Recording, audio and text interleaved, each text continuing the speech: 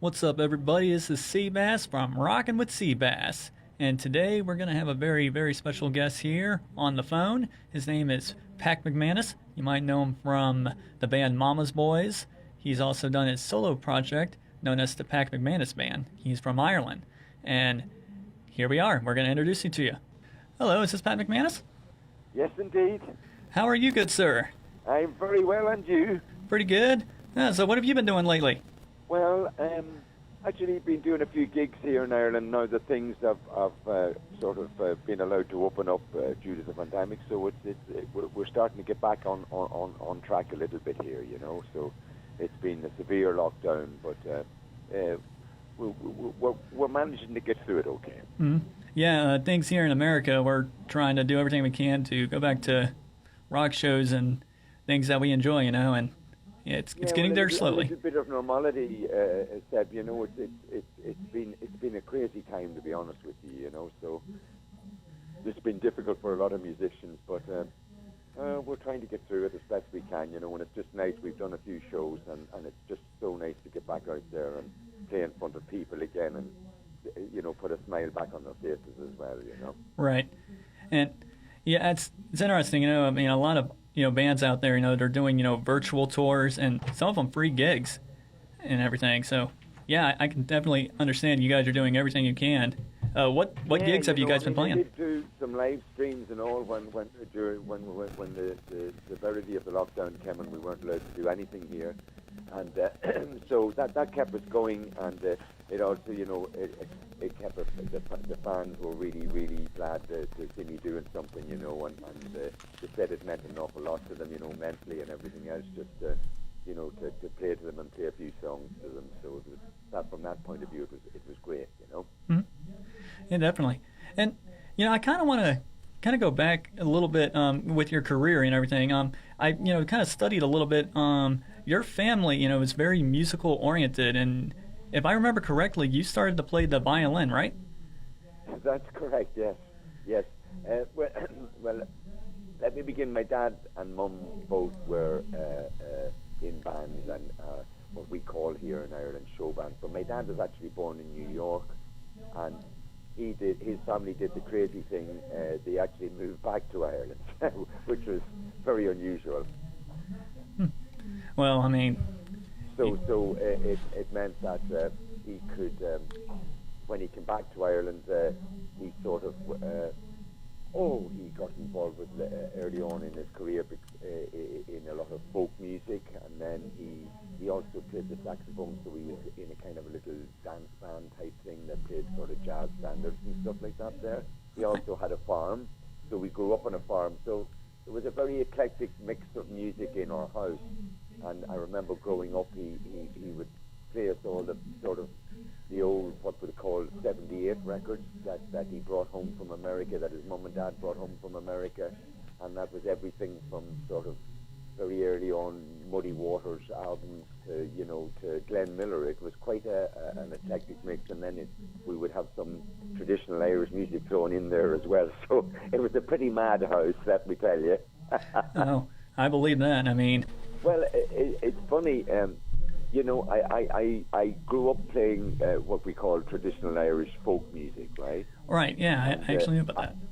Yeah, and I would have considered myself quite a purist. I didn't really listen to other kinds of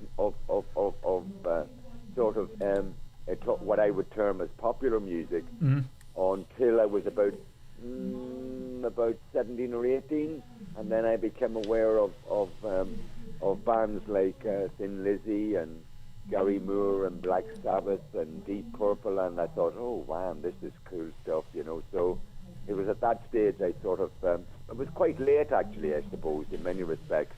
I started to, I played the acoustic, but I hadn't ever played the electric, so I switched over to that, and that's how I started to play. I got into the sort of the more sort of late 70s rock and blues type music, and it was downhill from there. Well, and yeah, actually, I think you're an amazing guitar player, and there was one thing I had a question about. You actually opened for Thin Lizzy and Deep Purple and all those guys. What went through your mind when you guys did that? Yeah, it was quite strange, really, because we, where we're from, Sebastian, we're from a real rural part in Northern Ireland. We're northwest. We're about 70 miles from Belfast and about 100 miles from Dublin. So we're right out in the countryside. So there wasn't a whole pile of guys around, that you could share ideas with or form a band with. So I decided, in my wisdom, to form my own band with my own brothers. So I sort of delegated out the instruments to my younger siblings, and we formed a little three-piece band. And it was from there that we actually we were big fans of an Irish band. You're probably not aware of them. Were called Horslips, and they kind of integrated Irish folk music with rock music. They were one of the very first bands to ever do that. Oh, wow. And, nowadays you have, the Dropkick Murphys and, Flog and Molly and all those type of bands. But the Horslips were sort of more of a progressive rock band in the 70s, and they kind of fused Irish music with rock music. And it was because of that I actually got into rock and roll in the first place, because I kind of understood what they were doing, If I'd seen Led Zeppelin at the beginning, I would have said, no, that's not for me. But, it was a gentle learning curve. And once we discovered them, we started to discover bands like Zeppelin, Deep Purple. And so what happened was they invited us out on a when they found out we played, because we were huge fans of this band, and we used to turn up every night, wherever they were playing locally, and we'd always go and see them. So we became quite friendly, and it was made note to them then that we actually played some music. So the bass player in the band, Barry Devlin, who was the bass player in Horslips and one of the main songwriters, he said, well, why don't you guys come and support us? And we did, and he was blown away by it. He said, you guys can really play, he said, So it was kind of like that, and out of that we met our management, who was the tour manager for them. He said, I would like to manage you guys. I mean, we didn't really know, Seb, anything about any of that kind of thing at all, the business end of it. So we just went along with it, and before we knew it then, we were gigging in Ireland quite regularly. I mean, probably 4 or 5 nights a week, and we were starting to build up a fan base.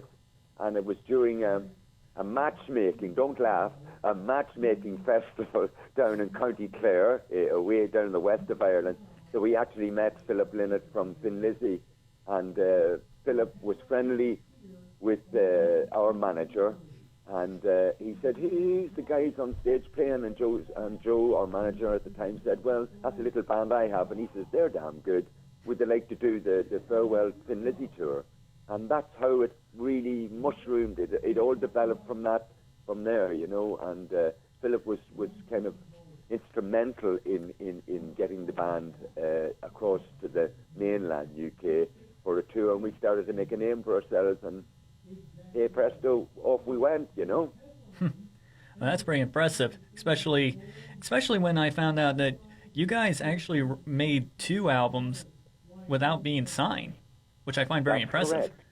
Correct. That we actually did that ourselves because, as I explained to you, it's because we were gigging in Ireland. We were making not a great deal of money, but every penny, every dollar, should I say, a pound that we made, we saved up, and we, instead of making a demo, which was what most bands were doing at that stage, and sending it into the radio stations and hoping that people, the DJs might play it and might give them a break. We actually went in and recorded our very first album in a day, let me tell you. And I mean, it was naive, and it was very raw, but it was the beginning. And because it appeared in vinyl form, radio stations throughout Ireland were going, who the hell are these guys that have a record out, So it was really down to, our self-financed album that we did ourselves, and, that was unheard of in those days, to do something like that. Most bands would always look for to go to a major record label and try and get some sort of deal. But because we were touring Ireland, we were fit to save up not a great deal of money, but enough to get us into the studio for a day. And because we were used to being out on the road, we just went in and laid the whole thing down in a day, and it kind of took off from there then. Yeah. I mean, not many bands can really pull that off, especially from this time, I would say. But, I always respect that you guys were able to do that. Yeah, I mean, it was difficult because, you know, there we were bashing about in the wilds of Ireland, you know, and you wouldn't get any A&R men to want to come to Ireland, you know, particularly Northern Ireland, where we're from, because that was right in the midst of the troubles in Northern Ireland as well. So they said, no, we're not going there, you know. So it really was quite a courageous thing for us to do. But it opened many doors and allowed us to get over to the UK then to actually play it for the people there. And in fact, we are the only unsigned band ever to play what was called then the Reading Festival. It's kind of called the Download Festival now. It still works today big time, but we were the only unsigned act ever to play there, you know, and that we did that all on our own. So it was quite an achievement to actually be fit to play there. We played in front of 40,000 people that day. I think Black Sabbath were headlining. Holy cow. Who else was on the bill that day? Anvil, you know Anvil, yeah? I actually do. I've heard of them, yeah. Yeah, they were on the bill, and Stevie Ray Vaughan was on the bill. Oh, wow. So it was quite an achievement to get that, and it was from there, actually, that we had... Geffen Records in America were very interested in the band, and another company in England called Jive Records, which was affiliated with Mutt Lange, who went on to fame and fortune with Def Leppard and Foreigner and bands like that there. So they actually signed the band in the end from that festival, you know. So it was quite an adventure up to that point, you know. We kind of done it all ourselves up to at that stage, which was very, very rare in those days. I mean, exceptionally rare, you know. Oh, yeah. And now to kind of go a little forward here, you know, I was watching a few of your guys' music videos from the band Mama's Boys. One of my favorite videos, and I'm just so curious because, you know, Quiet Riot did a cover of it. Mama, We're All Crazy Now video. Yeah. Can you tell me a little bit more about that video? I think they were very annoyed with us, Sebastian. I think they were really upset. But you know something? We had no idea they were doing it. Oh, you didn't? No, we didn't know. I mean, you're talking about lads in the back end of Ireland here. You know, we hadn't a clue what was going on in America, you know. It's not like you had, you know, YouTube or you had your phones or you were aware you didn't have the internet. There was nothing. So we hadn't, really, truly, we hadn't a notion that they were doing the song. In fact, we were quite upset when we found out that they were doing it. But there you go. That's how it went. Yes, it was quite it was purely a coincidence. I mean, Quiet Riot were a fantastic band, you know, absolutely fantastic band, and you know, it was one of those things. It was just a pure coincidence, you know. They were probably going, who's these three suckers from Ireland coming to play, you know, playing our song that we were going to do? But genuinely, we didn't know that they were going to do it, you know. Or we wouldn't have done it, you know. But it was because of Mama's Boys and Mama Were All Crazy. You know, we thought it'd be quite a good single to do as a band, you know. So it was just purely coincidence. Well, I still really like that video. I mean, especially when the old lady comes out, you know, saying, "What are you guys doing?" He's like, "Oh, Mom, you're embarrassing from all my friends." I was just laughing. Well, that's like how it was. I believe that.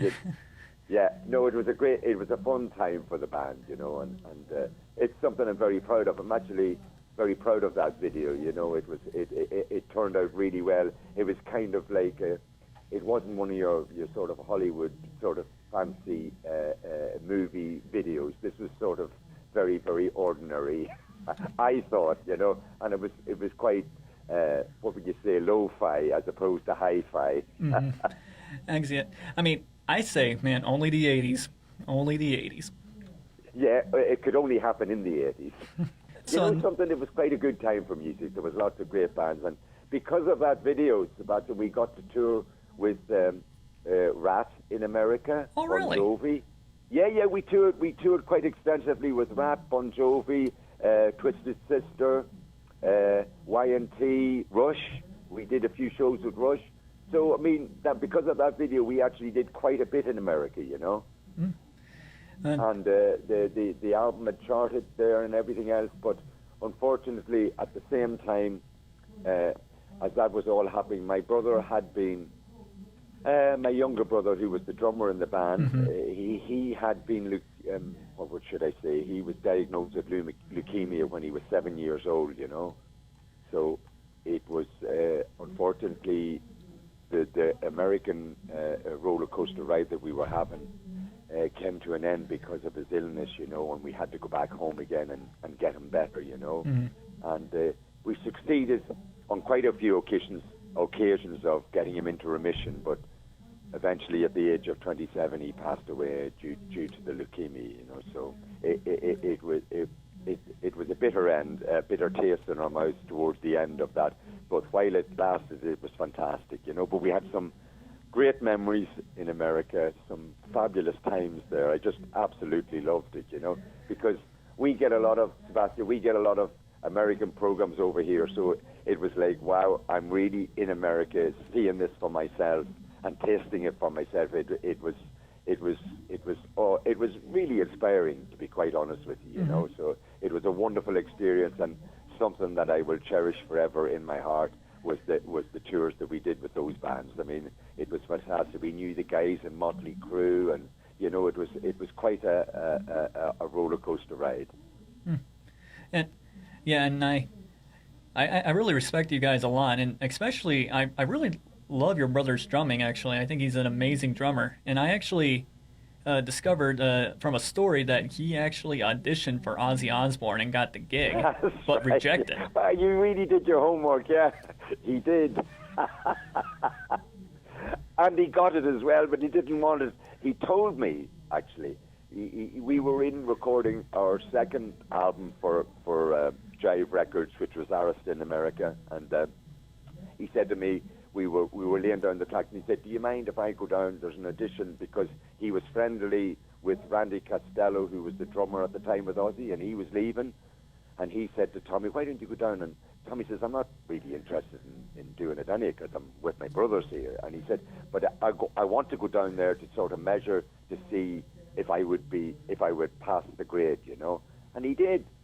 And then he turned around and told the band, sorry guys, but I won't be doing you know, because I only came down to see if I was good enough, that's all, you know. And so it's quite a funny story, really. Well, apparently Jakey Lee said he listens to you guys all the time. That's right. I think Jakey said at the time, you know, he was, we were the perfect garage band.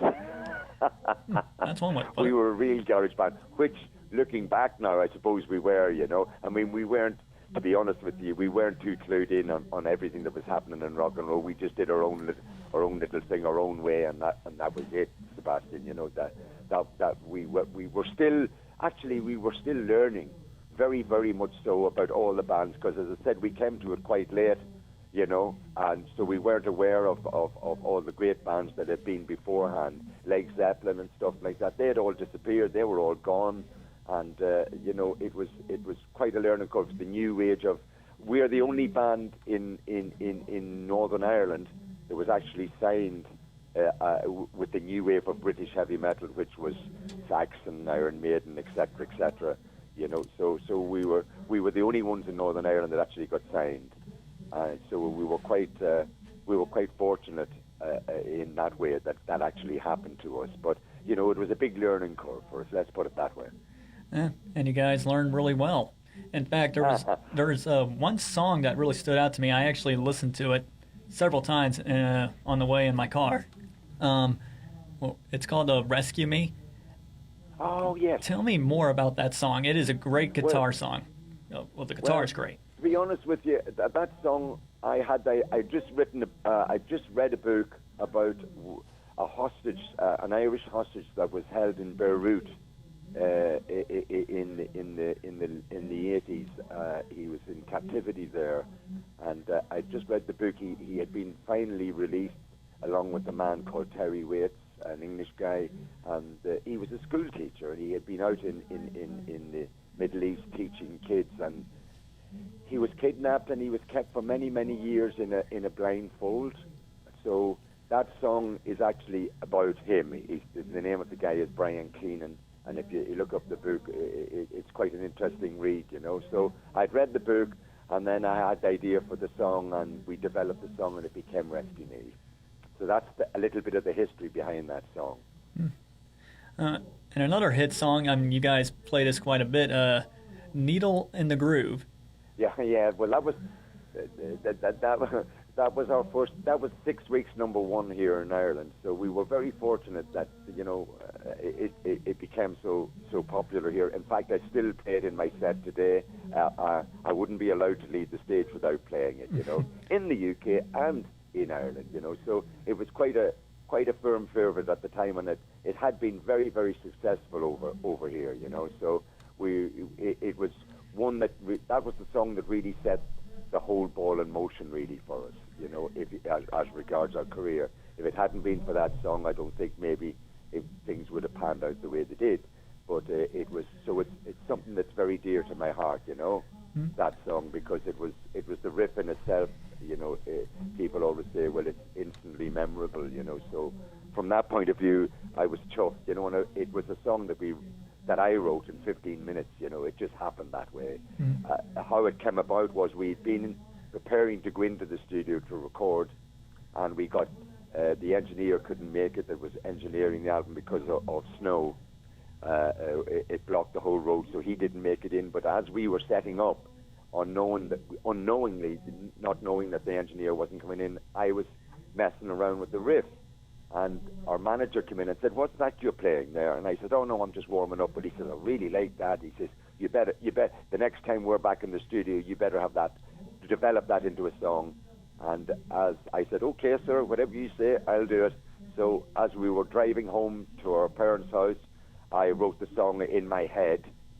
If you can understand that logic, mentally, I mapped it out in my head how it was going to go. And me and my brothers went out to our little practice shed, which we had, and we knocked it out in 15 minutes, and that became the biggest success we had as a band, Amos Boys, in Ireland in particular. So that's a little bit of the history of that song. 15 minutes, wow. Yeah. I mean, my brother, we were coming back from Dublin. We had a little lorry, right, that we carried all our gear because we were the road crew and everything. We set up all the gear. We had a lorry load of gear with the PA. We had our own PA, our own lights. We were putting on a proper rock and roll show. And this, you've got to remember, this was unheard of in rural Ireland. Yes, you would get Dublin and Belfast. You would get bands coming in to tour. Not too many because of the trouble. So we thought, we were putting on what we thought in our innocence was a real rock and roll show. So we were going into these little, what we call parochial halls, and we get all the kids would turn up, and we had smoke bombs and lights and all kinds of carry on, and it was, that lorry carried everything. So while we were driving home to our parents' house, that I actually finished that song off in my head, and we just took our gear out of the lorry, set it up in our little shed at home, and as I said, 15 minutes later the song was there. And actually, on a curiosity, I don't know if it was just me or what I found from the internet, but I saw Needle in the Groove in the album Plug It In and also in Power and Passion. Yeah. Why is it on there twice? Well, to be honest with you, you see, Plug It In we were still financing those. Those were the albums we financed ourselves. So when we signed to the major label, they seen the potential in the songs, and they wanted us to go back in and re-record them again. So really, apart from Ireland, Plug It In and Turn It Up, those early finance albums would never really. Yes, some of them might have made it out of Ireland, but 90% of the sales were in Ireland. So nobody really knew about us anywhere else. So they thought those songs would have been a good platform. So that's why we actually went in and re-recorded those songs again. The record company asked us when we were saying them if we would do them again, So that was I suppose, in many respects also, they felt we could have recorded them better. Because again, in the early days of Plug It In, we were working on it. I mean, I think we recorded Plug It In 4 days, So it was again a tight budget, So it was maybe they felt that we could get more out of the songs if we went back in with a producer and redid them. So that was the reason behind them turning up on those albums. Mm-hmm. Oh, well, that does explain a lot, because I was very confused. I was sitting there like, wait, what? What's going on here? I just heard this. Yeah, well, that's what actually happened, because those, as I said, those albums, Plug It In and Turn Up, we had self-financed them ourselves, and, you know, we didn't have distribution deals throughout the rest of Europe or in America or anything like that for those albums. So when the record company came along and signed the band, they said, no, we want you guys to record the songs that are on, some of the songs that are on those albums, because there's some good ones there. So that's how they ended up on the Power and Passion, etc., etc. Yeah, I actually was. Power and Passion is probably one of my favorite albums. The favorite song is actually Power and Passion. I guess I should ask, what is your favorite? Oh man, that's a hard one, you know. I don't, you know, it's funny, I don't really have favorites like that there, you know. I can see the good parts and I can see the bad bits, so I don't really go back and listen to them a great deal, Sebastian. It's one of those things, you know, I kind of move on with what I'm doing, and I don't ever look back. I you know, for a long time I didn't even have a copy of the albums, you know. I just wasn't that interested. It was, for me, that is done, and it marks a period in time, and then you move on, and I don't kind of look back that often, you know. I try to keep moving forward. Yeah, always look forward, don't look into the past, just keep going. Yeah, I mean, you know, that's the way I have always been, you know. My brothers would collect the memorabilia of what's been on the road and stuff, and I never collected anything. It just didn't interest me. I'd rather be in the room, sort of, in my room or in my hotel room, trying to come up with a new riff and a new song. You know, that's what fired me up. So I don't really look back and think, oh, you know, that was good. I think there was potential, and maybe they weren't fully developed as good as they could have been. But maybe any musician will tell you that. You know, it didn't quite turn out the way you wanted them to turn out. But that's just being a musician. I think you're never really satisfied. So it was after that then that after my brother passed away, sadly, you know, my other brother John and I formed a band called Celtic, and that was a very, very different type of music. It was what would you say? It was very ethereal type of sound. It was a dark. Kind of reminds me. I don't know if you're aware of the band or not, you know, but. Oh, I listened to a little bit of it. It kind of reminds me a little bit of Pink Floyd in a way. Yeah. There's little bits of that going on, and an Irish group called Planet who used a lot of we used a lot of voices, and John and I were, because we're brothers, were very good at doing harmonies and stuff like that. So it was very different from the Mama's Boys. People were shocked when they actually heard the album. They thought, oh my God, you know, we were expecting another rock album. You know, this is nothing like what you've done in the past. I said, but this is where our roots lie. This is where we started out doing the traditional music, but then we incorporated a little bit of the rock feel to it, and it was very, very successful. We recorded 2 or 3 albums for Sony Music, and like everything else, it went along its own path, and eventually it came to a stage where I'd been living in London at this stage for 18 years, and I wanted to come back home to Ireland because I was married and I had a daughter, and I wanted to bring her up in the countryside. So it was at that stage, around 2002, 2003, I decided to come home to Ireland. I had no really big plan to continue. What I wanted to do was go home, maybe teach some music, which I still do to this day. I teach music 3-4 days a week, and then when we're not on tour, what happened then was out of that I still continue to write, and because it's my hobby, I like writing songs and just coming up with riffs and stuff like that there. And it was during one of those things that one of the booking agents that promotes the band heard some of the stuff I was doing and rang me up and said, look, would you be interested in coming out on the road again and doing some stuff as the Pat McManus band? And that's really how it came around, and I found myself back on the roller coaster ride once more, doing albums and going out on tour. So that kind of, I've done 6 or 7 albums now by myself as the Pat McManus band, and those I'm very proud of, because it's kind of, I do them at my own pace, Sebastian, and I do what I want to do. I don't, you know, I'm not being dictated to by a record company anymore, or being told what I must play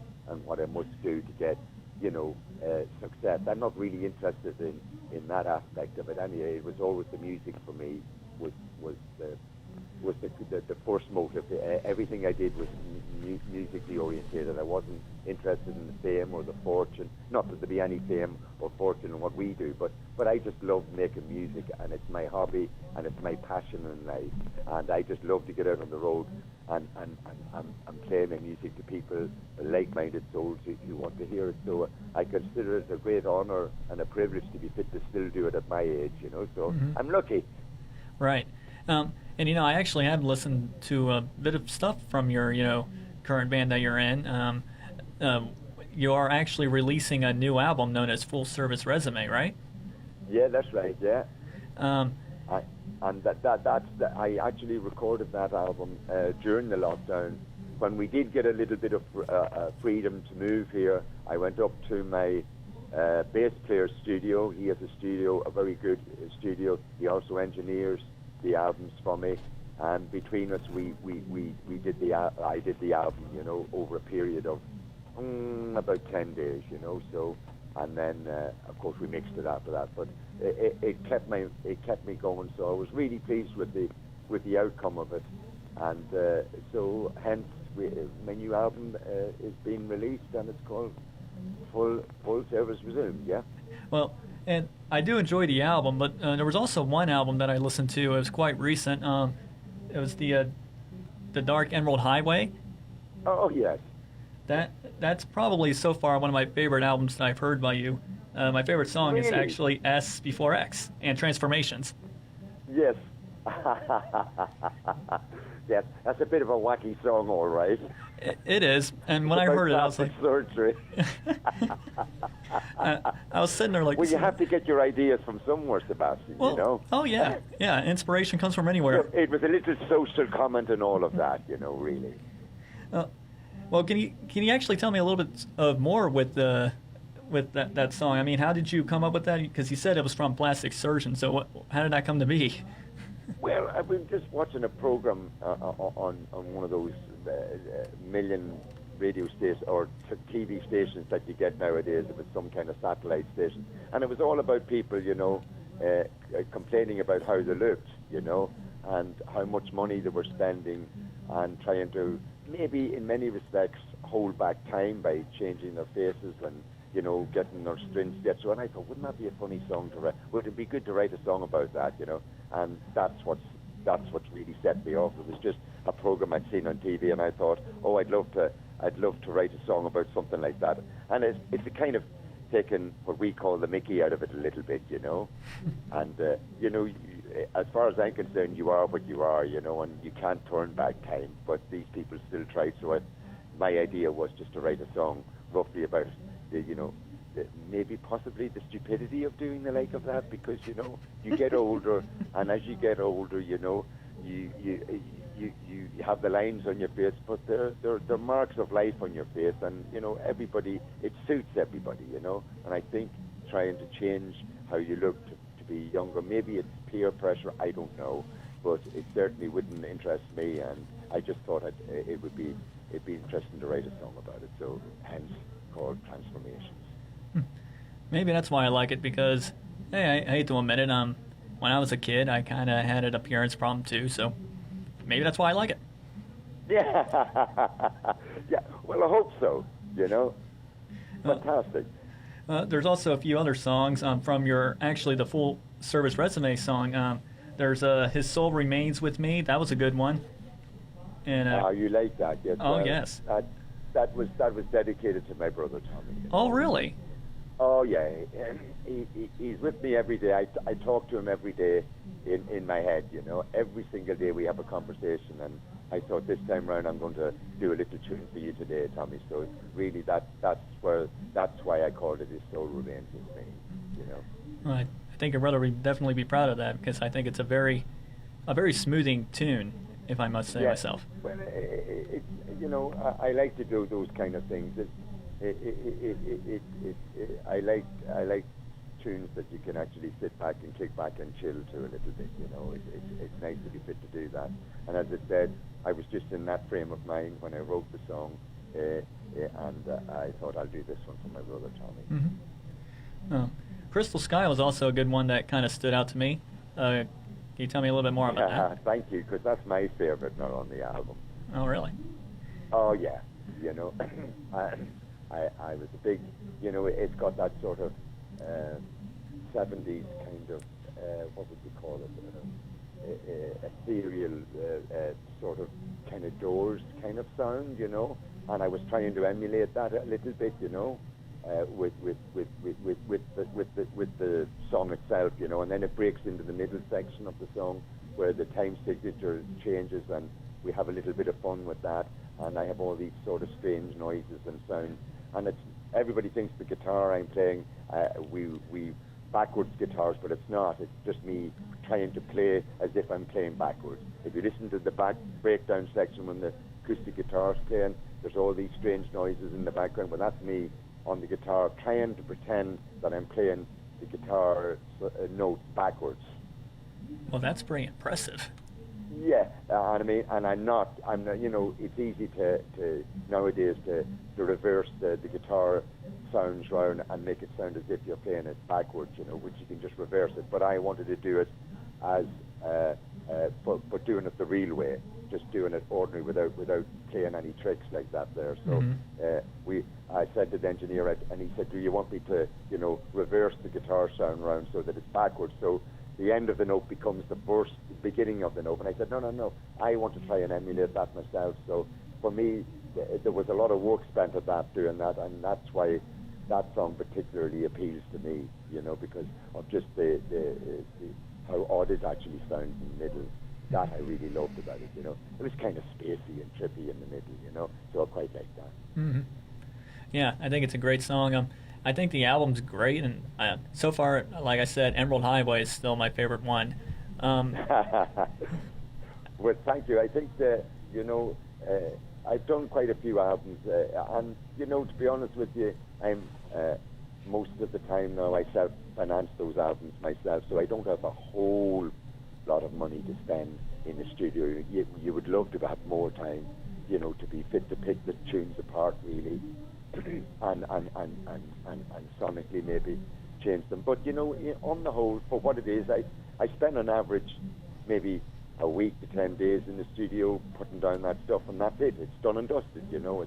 I don't do it. It doesn't take long once I've got my ideas formulated and I generally know what I'm doing. I just go in and go bang, bang, bang and lay them down. And, you know, in many respects, it's quite a good thing as well, because maybe you could pick them apart too much, you know, and you would lose the spontaneity of what was really happening, you know. So I'm quite proud of what we do with those albums. On a curiosity, back at Pat McManus, man, where were the musicians that you kind of hooked up with? Like, how did you discover them? They actually came to me, to be honest with you. A couple of guys found out that I had come home, and they came knocking on the door, and I was actually, me and my wife and my dog, we bought a house, but we hadn't moved into, we couldn't move into it because it wasn't ready, so we were back living with my parents, and, you know, this knock came to the door one dark wintry night in Northern Ireland. The rain was pouring down, and these guys were standing outside with really long hair, and I think they scared my mum, you know. Oops. And they said, is Pat about, you know, and she said, yeah, he's here, what do you want him? So, you know, they said, look, you know, we heard you were back home again, would you be interested in going out and doing a few shows with us? And that's really how it started. Then I met my drummer, for real, that's how it started. And then it gave me the idea then to form my own band, and I met my drummer Paul Falloon and my bass player Plunkett McComb, and together I formed the PMB band, and there's been a few personal changes in the band over a period of time, but in general it's been pretty much the same the whole way through. So I'm very fortunate that way, and we're like-minded souls. We like to get out and rock and roll and, you know, play the music, and yeah, I'm very fortunate that way. That's how I met the guys. The guys live about 45 miles away from where I live, so we get together and rehearse, and then we do our tours, and, you know, so I'm very fortunate that way. My drummer's a fantastic drummer, Paul, and Plunkett's a great bass player, so I'm very happy with the lineup that we have currently. Mm-hmm. Yeah, I think you guys are very impressive. I've watched a few of your live videos, especially one with Needle in the Groove, and I'm like, wow. Yeah. These guys are great. Yeah, I know. Sometimes, you get people put them up on YouTube, and it's not the best representation of the band. But, it gives a general picture of what we're about, Mm-hmm. and there's some great footage, of us playing in Europe and stuff like that there.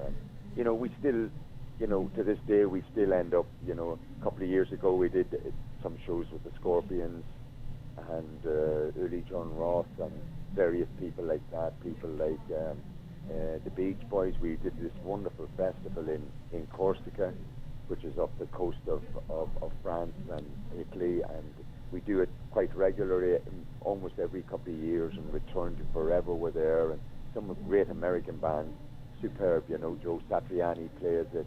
So we're very fortunate we get to play in some wonderful places, and, where there's some wonderful engineers and technicians that make the band sound fantastic, So Mm-hmm. it's lovely to be fit to still do that, and get out and play to people.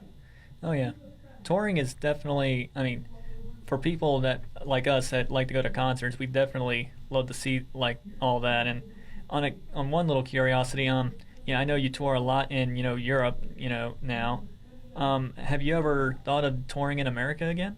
Oh, I would love to. I would really, really love to go to America, But I people often say to me, "Would you like to tour America?" Yeah, and I said that's like selling snow to the Eskimos, you know, rock and roll began in America. What are we going out there to play for, when there's so many great bands and musicians out there. But yes, we would. To be honest with you, we would love to go out there and never say never. There's every possibility at some stage or other when please God, this pandemic dies down, that I might get the opportunity to do a few shows over in America. I would love that. That's a dream for me to come true again. That's the one place I would love to go back and visit again and play. It would be America. I would love to do that. That still keeps the fire in my soul, keeps the fire in my belly. Yeah, I want to get back out there to do it once more, just to have another go at America. It would be fantastic. Mm-hmm. Well, I mean, I live in Ohio, so first place should be Ohio. You know something? I think we played Dayton, Ohio with Brat and Bon Jovi. Oh wow! Yeah, Nice. we did. Yeah, I remember it very, very. I can't remember if it was some coliseum or stadium. I'm not quite sure, but it was a big, big venue because Bon Jovi and Rat were at the height of the fame at the time, and we were opening up for them. So it was a 3-band bill, and that was going around America. And I definitely know we played. Definitely, it was on the roster that we played Dayton, Ohio. So I've been there before. So I'd love to come back again. Yeah, and I would love to definitely see you guys live. And because I love going to concerts, I can't stop. Well, I think it's one of the great pleasures. I'm a fan as well, Sebastian. I love going to see bands play. It really still gets me excited. There's nothing quite like watching a band on stage playing. There's you can have all the virtual things and all whatever it is that they use nowadays and live streams and all this, but there's nothing. When you're in an environment where there's a rock and roll band playing, it's the best feeling in the world. Mm-hmm. It's just to see the artists up on stage playing. For me, it's still so exciting, and I'm speaking as a fan now, not as a musician. I still get excited listening to bands play and watching them play. Even when we're on tour and we end up at festivals, we always go out and watch the bands play because it's so exciting to watch them play. And it gets me all excited again to want to play music, if you know what I mean. Oh yeah, definitely. It makes me want to lift up the guitar and get up there and do it also. So I fully understand where you're coming from. It's fantastic to be. To go to a live concert and witness the bands playing, and they give so much and the audience gives so much to them. It works two ways, without the audience and their reaction, the bands don't feel it the same way. And when the crowd's behind you, there's no better high in the world than when a crowd out there is enjoying what you're doing and they're getting off on it. That's the payback time. That's the what it's all about. Yeah. What is the most craziest show that you've ever been to? Oh God, it's hard to think really. I suppose craziest show. Well, I did see Kiss when they came to the UK, and that was a pretty outrageous show. You know, I'd never seen anything quite like that, so that was totally awesome from beginning to end. It was. I actually came away from the gig thinking, was that for real or did I just imagine that? It was that good, you know. and I remember thinking that did I really witness that? You know, it was quite a spectacle. And of course, I've seen Michael Jackson play, and I've seen Pink Floyd. You saw play, Michael Jackson? Yeah, I was very fortunate to see Pink Floyd play. I got tickets to go to see a London show, and it was, as I said, it was. You come away from the gigs wondering if you really was it real or was it imagined? Right. It was that fantastic, you know. It was just totally awesome. So I've been to some fantastic gigs, you know. Wow. Well, I would say the most craziest show I ever been to is either the Def Leppard concert or Motley Crue. Oh, fantastic. Well, I know the guitar player from Def Leppard really well because Vivian Campbell, the guitar player from Def Leppard, is from Northern Ireland here. And, that's right. To be honest with you, Vivian and I are the same age, or roughly around the same age. He might be a little bit younger than me. And he was the only, when we were starting out as gunslingers, as we call ourselves, guitar players, we didn't, Vivian was the only other guitar player I knew in Northern Ireland, you know. And of course, he went on to have major success with Ronnie James Dio, and he made those classic albums with Ronnie, and then of course he went on to, I think, work with Lou Gramm from Foreigner, and then he went on to Def Leppard, which most people today would know him for, you know. So Vivian and I occasionally talk now and then. You know, he lives in LA now, but I still keep in contact with him and admire his work so much. You know, he's a fantastic musician, and I always knew that he was going to be a major success. Even from the very early days when we were both young guns trying our luck at playing guitar. You know, as I said, he was one of the people that was outrageously good guitar player. You know, it was just phenomenal for his age. You know, so we we were the only two really in Northern Ireland that made it out and made a little bit of success out of or made it into a career. You know. Wow. Vivian is actually one of my favorite guitar players. One of the top 10, I would say. I think he's a very underrated player, in my opinion. The guy just shreds, and he really has some chops.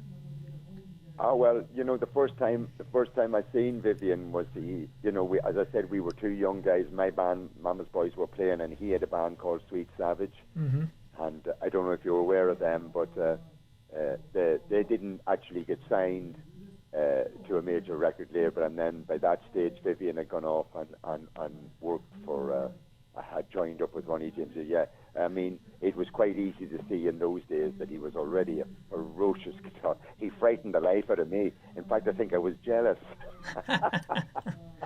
You know, he was a ferociously talented guy, and I wasn't a bit surprised, you know, when he went on to have the success that he did. It didn't surprise me one bit because I knew he was that good. He could stand up on any stage in the world and hold his own. You know, as you said, he's great chops and a great shredder. You know, just a fantastic guitar player and a nice guy. And occasionally we meet the odd time when he comes home to Northern Ireland, which is not too often, but occasionally. You know, so we have words then. In fact, I've got a guitar here that was custom built for Vivian. It's a Flying V, but he didn't play Flying Vs, and he came to me because he knew I played Flying Vs, and he said, Pat, I got this custom built Flying V made for me. I'm talking about the early 80s. He says, and I can't play it.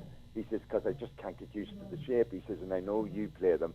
He says, would you be interested in taking it? So I'm sitting looking at the guitar now, you know. So it really belonged to Vivian, and I've kept it all those years, and I still have it, and it's still in pristine condition, and I still bring it out to gigs, you know. So nice. There's a little bit of information for you. Well, that's quite nice because yeah, it is fantastic. I do he's a real good guy, you know. I love the Flying V guitars. Are probably one of my favorite designs.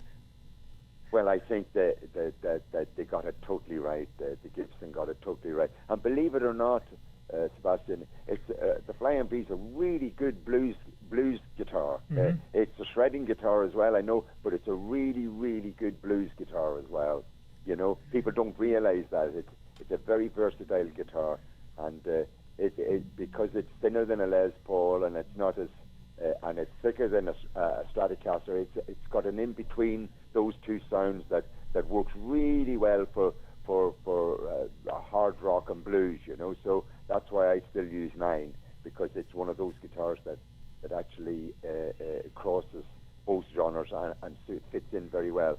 And I was just so used to playing it that I've continued to play them throughout my career. And I kind of have a one final question here. Okay. Something you actually had a song for. It's more of a solo, 2 of them actually. It's called The Professor, and they call you that. What gave you that name? Well, really, to cut a long story short, at the end of the gigs, back in the very early days, when I was beginning, I would get young guys coming up to me asking, you know, what kind of gear you use and what kind of guitars and what kind of strings you use. And I would sit down and I would explain everything to them. So our manager came in one night and he heard the conversation. He was trying to get us onto the bus to go home, into our wagon to go home, and I was still sitting talking to the young guys and around the table at one of the clubs we were playing in. And he says, "Listen here, Professor, you can get on the bus now and go home." So they started calling me then. They started turning up at the gigs going, "Where's the Professor? Where's the Professor?" So that really, that's how it started. And it just stuck, you know. Then the boy, my brother, started to call me that as a nickname in the band. And it just kind of stuck, you know, so that's where that name came out of. I was always curious about that. I mean, of course, you also made the solo song that I heard, and I think it's an impressive song. The instrumental. Yes, well, there was 2. I named one and 2, Professor 1 and 2. Right. And of both of those, the Professor 2 is the one I'm the most pleased with. I think it was the one that I was found. Well, at the time, most challenging, but the one that was most rewarding. Let's put it that way. Mm-hmm. Well, man, it was definitely an honor speaking with you, man. It's good to hear all your stories and to know more about your Sebastian, career. Thank you very much for taking the time. I really do appreciate that. Yeah, definitely, man. And on one curiosity, if people want to come and get your the new album, Full Service Resume, where should they go? Well, they should go to patmcmanus.co.uk, and it'll be the whole information will be. That's my website, and it will be on there. All right. Well, I'll definitely, I'm definitely going to get it because I love collecting CDs, so I got to get it. Thank you very much, Sebastian. Yeah, and I mean, is there any advice that you want to share with any other of the musicians that want to know about you? Well, the only thing I could say is believe in yourself, because if you don't believe in yourself, no one else will, So you stick true to your guns, do what you believe in doing, regardless of what it is or what genre it is in, it doesn't matter. Just do what you believe in doing, and you know something? The honesty of what you will do, people will get it. They will dig it because they know it's coming from the heart, and that's the only advice I could give to anybody. Mm-hmm. Well, man, I wish you luck and everything, and I hope to see you soon. Thank you so much, Sebastian. I really enjoyed that. It was fantastic. Oh, yes, I enjoyed everything about it. I need you to mate. Take care and keep on rocking, man. And likewise, and if you ever make it over to Ireland, there's 2 pints waiting for you here. Well, I appreciate the offer. Okay, mate. All right. Goodbye. Goodbye. Thank you. Thank you, ladies and gentlemen, for tuning in. This has been Rockin' with Seabass, and that was Pat McManus. Thank you. Like, subscribe, and keep on rocking.